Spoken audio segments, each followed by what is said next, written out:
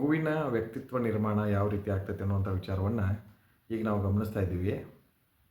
ಕೆಲವು ಪಾಲಕರು ಹೇಳ್ತಿರ್ತಾರೆ, ಒಂದು ಟಾಪಿಕ್ ತೊಗೊಳ್ಳೋಣ ಏನಂತಂದ್ರೆ, ನಮ್ಮ ಮಗು ಭಾಳ ಸೂಕ್ಷ್ಮದ ರೀ, ಭಾಳ ಸೂಕ್ಷ್ಮದ ಮಗು. ಎಷ್ಟು ಸೂಕ್ಷ್ಮದ. ನಾನು ವಿಚಾರ ಮಾಡಿದೆನು, ಈ ಸೂಕ್ಷ್ಮ ಅನ್ನುವಂಥ ಶಬ್ದ ಪಾಲಕರ ಯಾವ್ಯಾವುದಕ್ಕೆ ಬಳಸ್ತಾರೋ, ಯಾವ್ಯಾವ ಸಂದರ್ಭದೊಳಗಡೆ ಮಗು ಸೂಕ್ಷ್ಮ ಅಂತೇಳಿ ಹೇಳುವಂಥ ಪ್ರಯತ್ನವನ್ನು ಮಾಡ್ತಾರೋ ಅಂಥೇಳಿ ನಾನು ಸೂಕ್ಷ್ಮವಾಗಿ ಸ್ವಲ್ಪ ಗಮನಿಸಿದೆನು. ಸೊ ಮಗು ಕೆಲವರು ಹೆಂಗೆ ಬಳಸ್ತಾರಂತಂದ್ರೆ, ಮಗು ದೈಹಿಕವಾಗಿ ಏನೇನು ಮಾಡೋದಕ್ಕೆ ಸಮರ್ಥ ಆಗೋದಿಲ್ಲಲ್ಲ, ಅದಕ್ಕೆಲ್ಲದಕ್ಕೂ ಸೂಕ್ಷ್ಮ.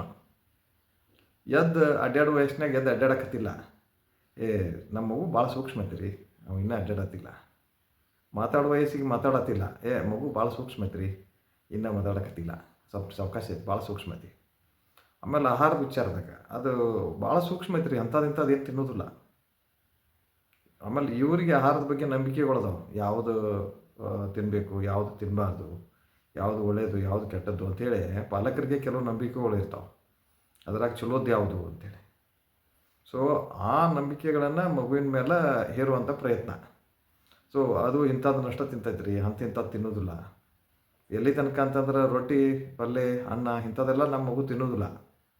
ನಮ್ಮ ಮಗು ಏನಿದ್ರು ಸಹಿತ ಅಗದಿ ಸಾಫಿಸ್ಟಿಕೇಟೆಡ್ ಬ್ರೆಡ್ ತಿಂತಾನೋ, ಬಿಸ್ಕಿಟ್ ತಿಂತಾನೋ, ಅಥವಾ ಮತ್ತಿನ್ನೇನೋ ಪಿಜ್ಜಾ ತಿಂತಾನೋ, ಬರ್ಗರ್ ತಿಂತಾನೋ, ಅಥವಾ ಕೇಕ್ ತಿಂತಾನೋ, ಪೇಸ್ಟ್ರಿ ತಿಂತಾನೋ. ಇದು ಒಂದು ಹೆಮ್ಮೆ ಕೆಲವು ಪಾಲಕರಿಗೆ. ಸೊ ಈ ಥರ ಹೇಳುವಂಥ ಪ್ರವೃತ್ತಿ. ಆಮೇಲೆ ಮಗು ಶೀತ ತಡ್ಕೊಳಕ್ಕಾಗಲಿಲ್ಲ, ಹಗಲೆಲ್ಲ ರೋಗ ಬರ್ತಿತ್ತು, ನೆಗಡಿ ಬರ್ತಿತ್ತು, ಜಡ್ಡು ಬರ್ತಿತ್ತು. ಸೊ ಗಂಭೀರವಾಗಿ ವಿಚಾರ ಮಾಡೋದಿಲ್ಲ, ಯಾಕೆ ಹಿಂಗೆ ಆಗತ್ತೈತೆ ಅಂಥೇಳಿ. ಸೂಕ್ಷ್ಮದಾನ್ರಿ ಅವ ಒಂದಿಷ್ಟು ಪರಕ್ ಆತಂದ್ರೆ ಸಾಕು, ಅವ್ಗೆ ಹಿಂಗೆ ಆಕತಿ ಅನ್ನುವಂಥ ನಂಬಿಕೆ ಒಳಗೆ ನಾವು ಕೂತ್ಕೊಂಡ್ಬಿಡ್ತೀವಿ. ಸೊ ಯಾವಾಗ ನಾವು ಫಿಕ್ಸ್ಡ್ ಮೈಂಡ್ ಸೆಟ್ಟಿಗೆ ಬರ್ತೀವಿ, ಬೇರೆ ನಮ್ಗೆ ಕಾಣೋದೇ ಇಲ್ಲ.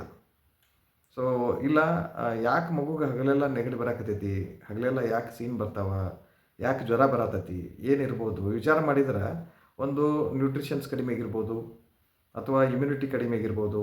ಸೊ ಇಮ್ಯುನಿಟಿ ಕಡಿಮೆ ಆಗಿತ್ತಂದರೆ ಇಮ್ಯುನಿಟಿ ಹೆಚ್ಚು ಮಾಡ್ಬೇಕಾದ್ರೆ ಯಾವ ಥರದ ಆಹಾರವನ್ನು ಮಗು ಪರ್ಚೇಸ್ಬೇಕು, ಯಾವ ವಯಸ್ಸಿನೊಳಗಡೆ, ಇದ್ರ ಬಗ್ಗೆ ನಾವು ಎಂದೂ ವಿಚಾರ ಮಾಡೋಕ್ಕೆ ಹೋಗೋದಿಲ್ಲ. ನಾವು ಏನು ಫಿಕ್ಸ್ ಮಾಡ್ಕೊಂಡ್ಬಿಟ್ಟಿರ್ತೀವಿ, ಸೂಕ್ಷ್ಮದ, ಏನು ಕೇಳಿದ್ರು ಸೂಕ್ಷ್ಮದ. ಬೇರೆದವ್ರು ಮುಟ್ಟ ಕೊಡೋದಿಲ್ಲ. ಕೆಲವೊಬ್ರು ಹುಡುಗರನ್ನ ಎತ್ಕೊಳಕ್ಕೆ ಹೋದ್ರಂದ್ರೆ, ತಡಿ ಏನಾರು ಅದಕ್ಕೆ ಸೂಕ್ಷ್ಮದ, ಭಾಳ ಗಸಿಬಿಸಿ ಮಾಡ್ತೀನಿ ಅವ್ರನ್ನ ಹತ್ರ. ಈಗ ಗಟ್ಟಿ ಆಗೋದು ಯಾವಾಗದು ಮಗು ಮತ್ತೆ. ಸೊ ನಮ್ಮ ಭಾವನೆಗಳು ಹೆಂಗೆ ಅದಾವಂದ್ರೆ, ಕೆಲವೊಂದು ಮಕ್ಳಿಗೆ ಕೆಲವೊಬ್ರು ಕರೀದು ನೋಡಿದ್ದೀನಿ ನಾನು, ಪಾಪು ಅಂತ ಕರಿತಿರ್ತಾರೆ ಸಾಣ್ತಿದ್ದಾಗ. ಅವು ಮದುವೆ ವಯಸ್ಸಿಗೆ ಬಂದರೂ ಸಹಿತ ಪಾಪುಣ ಅವು, ಅಥವಾ ಹುಡುಗಿ ಮದುವೆ ವಯಸ್ಸಿಗೆ ಬಂದರೂ ಪಾಪುಣ ಹಾಕಿ, ನಮ್ಮ ಪಾಪುನ ಮದುವೆ ಐತ್ರಿ, ನಮ್ಮ ಪಾಪುನ ಮದುವೆ ಐತ್ರಿ ಅಂತ ಹೇಳ್ತಿರ್ತಾರೆ ಅವ್ರು ಮಂದಿ ಮುಂದೆ ಹೇಳುವಾಗ. ಸೊ ಮಗು ಬೆಳೆದದ, ದೊಡ್ಡದಾಗ್ಯದ, ಎಲ್ಲ ಹಂತಗಳನ್ನು ದಾಟ್ಯದ. ಬಟ್ ನಿಮ್ಮ ಭಾವನೆಗಳು ಎಲ್ಲಿದ್ದು ಅಲ್ಲೇದಾವ. ಇದು ಸಮಸ್ಯೆ. ಮಗುಗೆ ಎಲ್ಲ ಸಾಮರ್ಥ್ಯಗಳು ಬರ್ತೈತಿ, ಎಲ್ಲ ಗಳಿಸಿರ್ತೈತಿ, ನಿಮ್ಮ ಫೀಲಿಂಗ್ಸ್ ಅಲ್ಲೇ ಫಿಕ್ಸ್ ಆಗೈತಿ. ಸೊ ಈ ಸೂಕ್ಷ್ಮ ಅನ್ನುವಂಥದ್ದನ್ನು ಯಾಕೆ ಬಳಸ್ತಾರೆ ಅಂತೇಳಿ ಸ್ವಲ್ಪ ವಿಚಾರ ಮಾಡಿದೆ ನಾನು.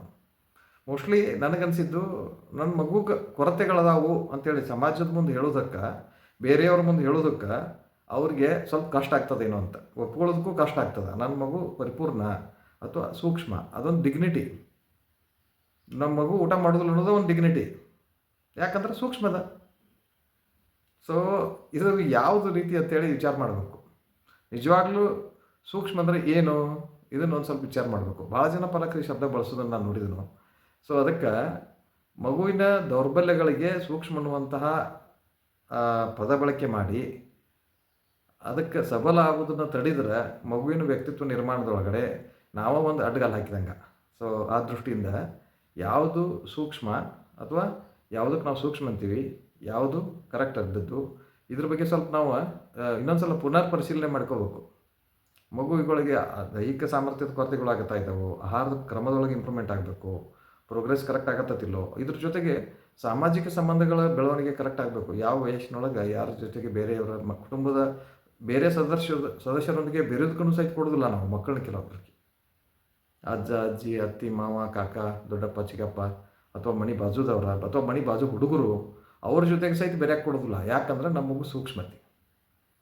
ಸೊ ಈ ರೀತಿ ನೀವು ಮಗುವಿನ ಪ್ರೊಟೆಕ್ಟ್ ಮಾಡ್ಕೊತ ಬರೋದ್ರಿಂದ, ರಕ್ಷಣಾತ್ಮಕವಾಗಿ ನೀವು ಮಗುವಿನ ಒಂದು ಕವಚದೊಳಗಡೆ ಇಟ್ಕೊಂಡಿರೋದ್ರಿಂದ ಮಗುವಿನ ಸಹಜ ಬೆಳವಣಿಗೆಗೆ ನೀವು ಅಡ್ಡಿ ಮಾಡಿದಂಗೆ. ಸೊ ಇದ್ರ ಬಗ್ಗೆ ಸ್ವಲ್ಪ ಡೀಟೇಲ್ ಆಗಿ ಯಾವುದಕ್ಕೆಲ್ಲ ಸೂಕ್ಷ್ಮ ಅಂತಾರೆ ಮತ್ತು ಅದು ಏನಾಗಬೇಕು ಅನ್ನೋದನ್ನು ನಾಳೆಗೆ ನಾವು ನೋಡೋಣ. ಎಲ್ಲರಿಗೂ ಧನ್ಯವಾದಗಳು.